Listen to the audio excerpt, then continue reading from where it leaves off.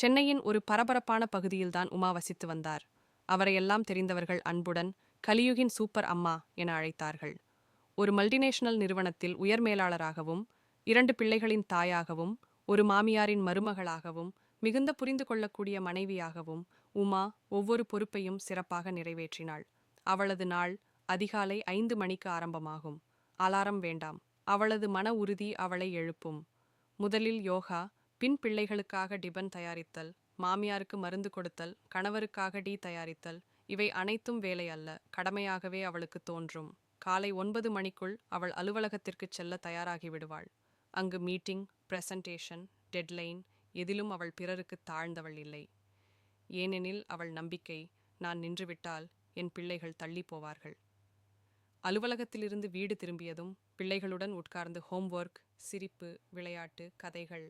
அவள் அவர்களுடன் குழந்தையாகவே கலந்து விடுவாள். மாமியாருடன் நேரம் செலவிடுவாள், பாடல்களை கேட்பாள், பூஜையிலும் பங்கேற்பாள்.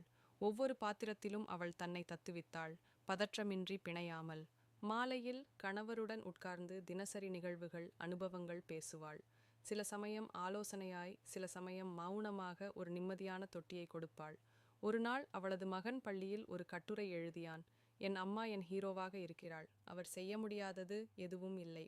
உலகம் கனவாகவே நினைப்பதையும் அவர் செய்கிறார்.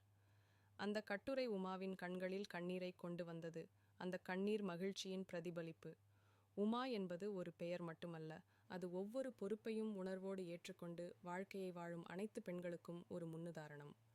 கலியுகின் சூப்பர் அம்மா, தன்னை மறக்காமல் மற்றவர்களுக்காக அனைத்தும் ஆகும் அன்னையின் உருவம்.